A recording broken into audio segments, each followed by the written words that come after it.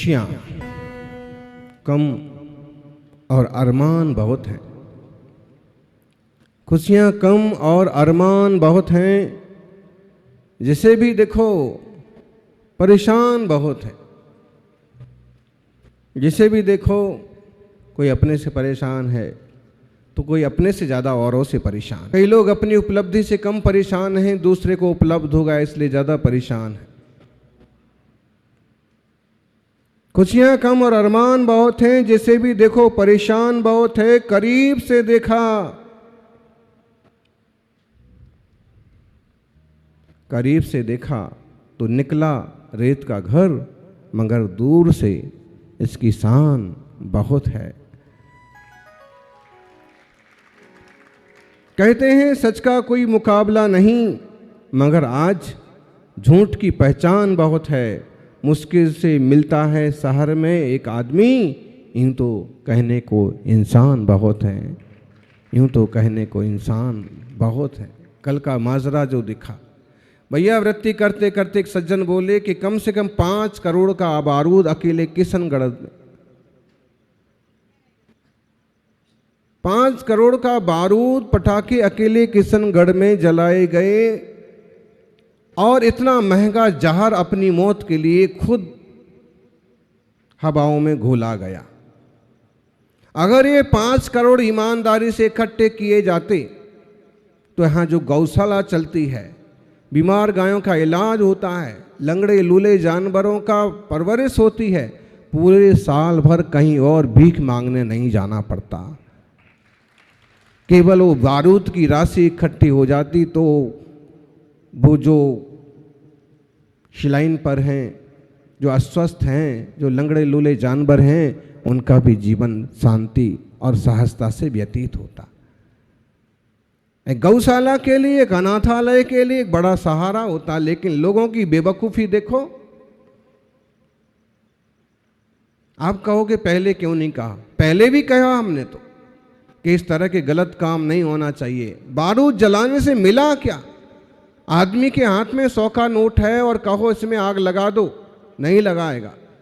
1000 रुपये अगर उसके छीन के कोई आग में डाल दे तो खून खराबा हो जाएगा। लेकिन ये बेवकूफ़ देखो, खुद ही 1000 के लाख के बारूद लाए हैं, पटाखे लाए हैं, और ऐसे 1 सेकंड में आग लगाते हैं और आग लगा करके ताली बजाते हैं। बेवकूफ़ी की हद होती है।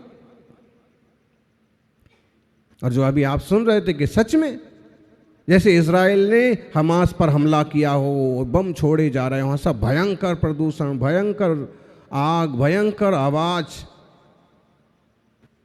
क्या खुशी मिल रही है। जहां पंछी सहम गए हैं, पशु दुबक गए हैं, अच्छे और बीमार इंसान कैसे भी अपने को सुरक्षित किए हुए हैं, ऐसे में इन आतंकवादियों का तमाशा। इंसानियत भी नहीं बची क्या?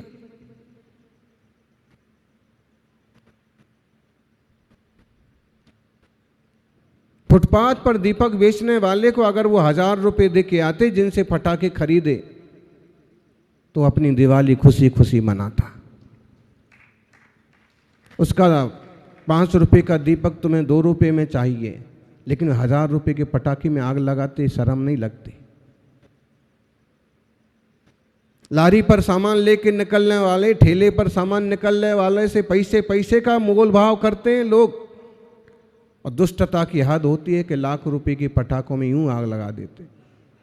क्या बोलेंगे इसको? इंसानियत।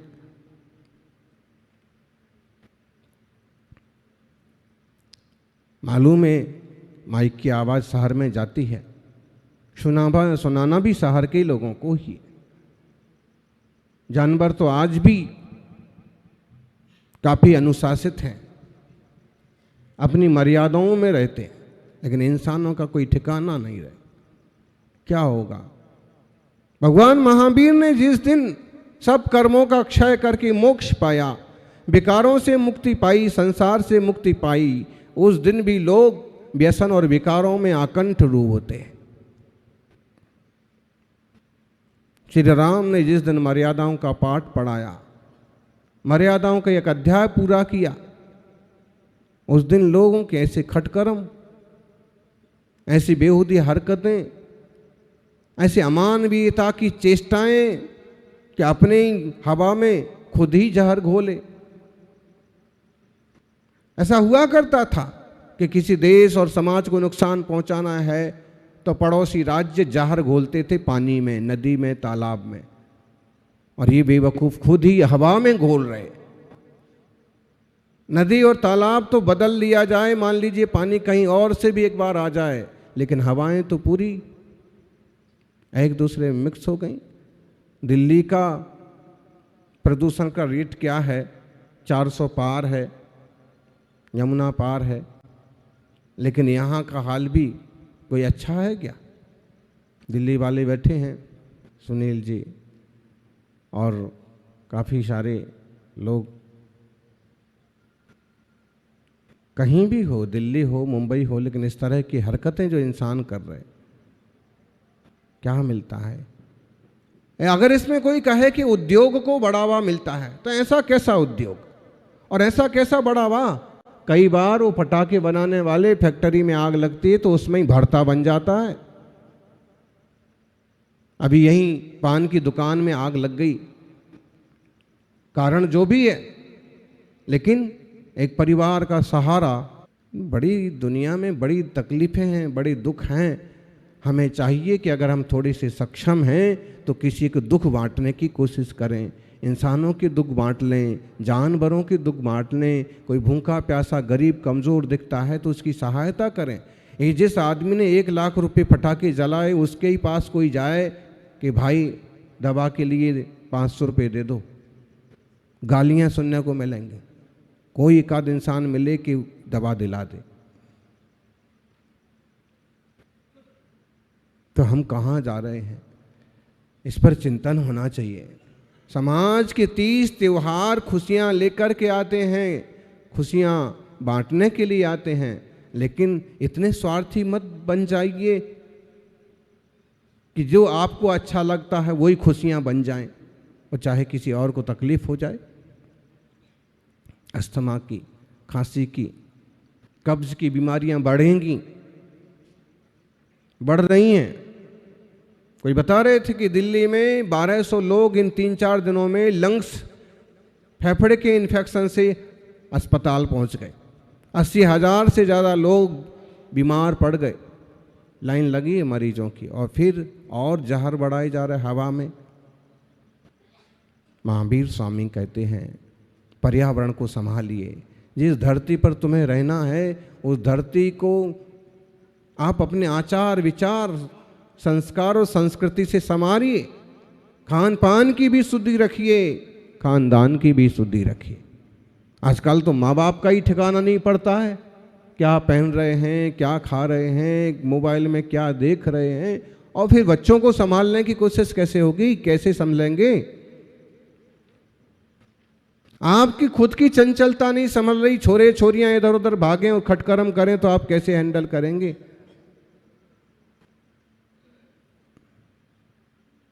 जरूरी है, सावधानी जरूरी है, विवेक जरूरी है। सौभाग्यशालियों,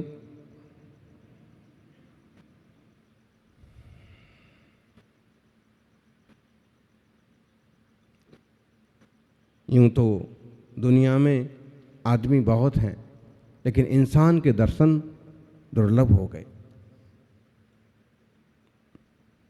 तीर्थंकर वर्धमान महावीर स्वामी का निर्वाण कल्याण, एक ऐसे महापुरुष अंधेरों को रोशन कर गए,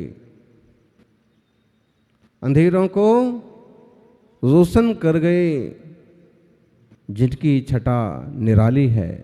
वे तीर्थंकर वर्धमान महावीर, जिनके निर्वाण से दिवाली है,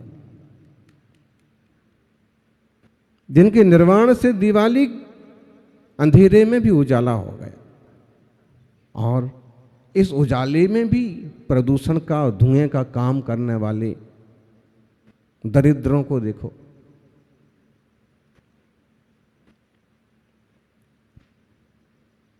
अभी खत्म नहीं हो गया, आज भी है, और छोटी दिवाली है, बड़ी दिवाली है, देव दिवाली है, लोग तमाशे करते ही रहते। नया साल 31 ऐसे बेवकूफ़ लोग हैं कि अपनी संस्कृति नहीं है उसी को माथे तो के फिरते।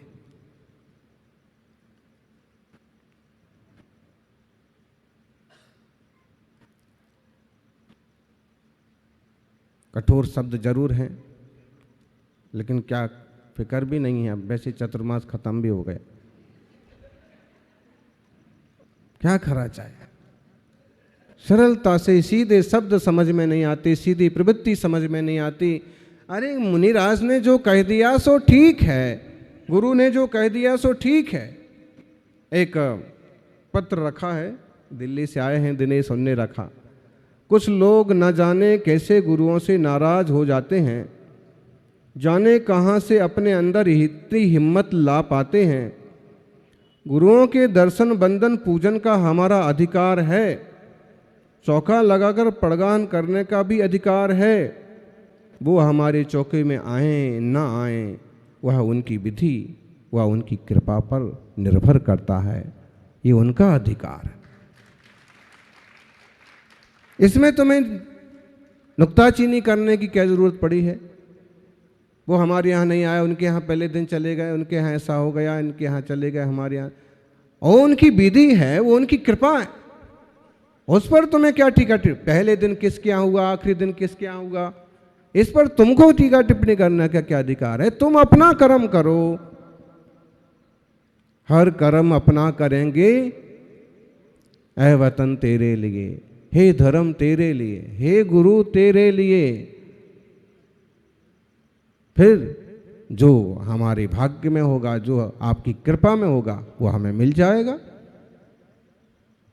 हम तो सबको देने को तैयार हैं, गुरु तो बांटने को ही बैठे हैं। प्रभु का दरबार सबके लिए खुला है, आप में लेने की पात्रता भी तो पैदा करो। पहले या दूसरे या चौथे दिन आहार हो गया और उसके बाद ताला लग कर के रवाना। अब अंदाज लग गया कि इस तरह के लोग हैं, तो फिर ऐसे लोगों को मौका दो जो लंबी सेवा करने वाले, जो ज़्यादा देर तक, जो हर साधु की सेवा करेंगे, जो कोई साधु आएंगे उनका सबका प्रगान करेंगे। केवल दिखावा या केवल जरा से में पंचर हो जाने वाले।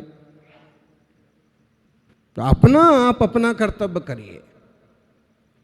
पिच्ची परिवर्तन की बात है, कोशिश तो रही कि पूरे गांव को पिच्ची दे दी जाए, लेकिन तैयारी तो एक की भी नहीं है। 2 प्रतिमा वाले भी नहीं मिल रहे हैं कि वो ले लेवें 2 प्रतिमा। 11 प्रतिमा लेने वाले तो मुश्किल ही है। मुनि बन जाएं और पिच्छी मिल जाए उनको, वो तो फिर भी काफ़ी अच्छे नियम लोगों ने भरे हैं। और फिर एक मन बना कि सबको मिल जाए पिच्छी, लेकिन क्या साधु जितने हैं उतने हैं। और ये सौभाग्य समझिए कि इस बार 45 से ज़्यादा घरों में मुनिराजों की पुरानी पिच्छी पहुंच जाएगी। किसके यहाँ पहुंचेगी? हैं, आपके साधर्म के यहाँ पहुंचेगी। आपके यहाँ ना पहुंची तो आपके पड़ोसी के यहाँ पहुंचेगी। आपके पड़ोसी के यहाँ ना पहुंची तो आपके गोत्र में पहुंचेगी, जाति में कहीं तो पहुंचेगी ना। उसी की खुशी मना लो। इतने छोटे क्यों बनते हैं कि हमें हो तो ठीक,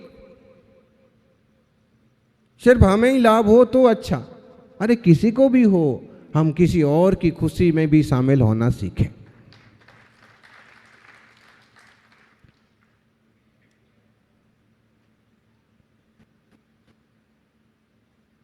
इसका एक अलग आनंद होता है।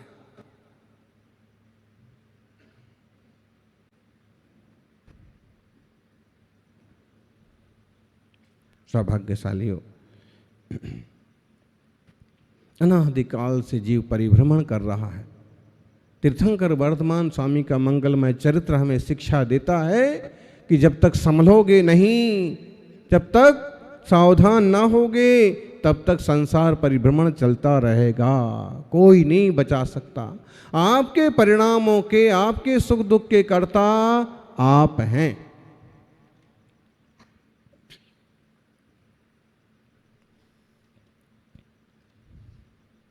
कौन किसकी जिम्मेदारी है? आपकी। अदुख भावितम ज्ञानम क्षीयते दुख सन्निधौ तस्माद् यथा बलम दुःखैरात्मानं भावेद मुनि। हे मुनि, हे ज्ञानी, सहजता से जो चीज़ें उपलब्ध हो जाती हैं, दुख आने पर वो छूट जाती हैं। आप गुरु से तब तक जुड़े रहेंगे जब तक कि आपका मन मिलता रहे, आशीर्वाद मिलता रहे। जो सहजता से जुड़े हुए हैं वो तब तक ही जुड़ पाएंगे जब तक कुछ बात आपस में बन रही है।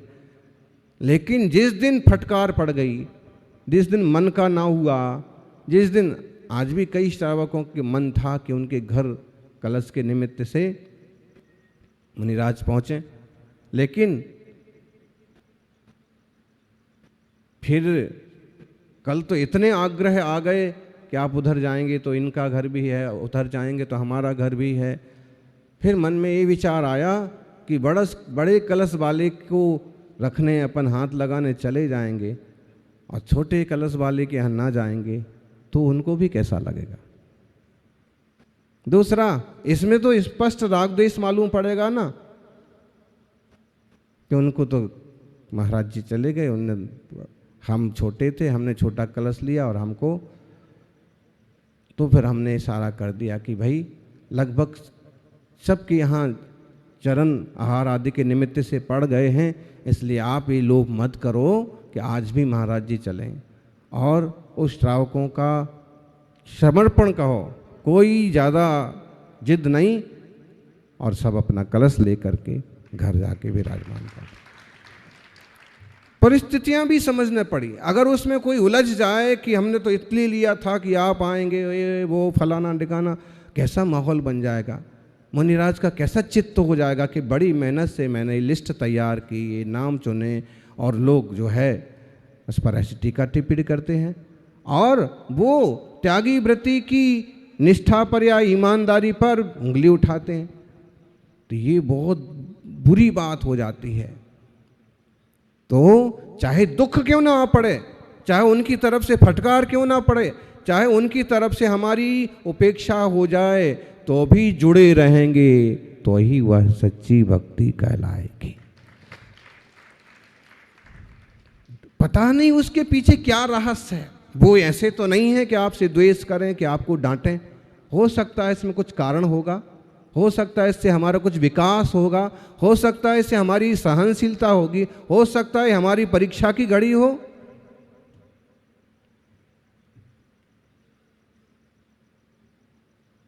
कैलाश जी, लगता कई बार ऐसा है कि क्या हो रहा है, क्या हो रहा है, लाभ नहीं मिल रहा है, ऐसा नहीं हो रहा, लेकिन कई बार उसका जब फल देखते हैं तो ज़्यादा अच्छा होता है कि नहीं वो सही हुआ।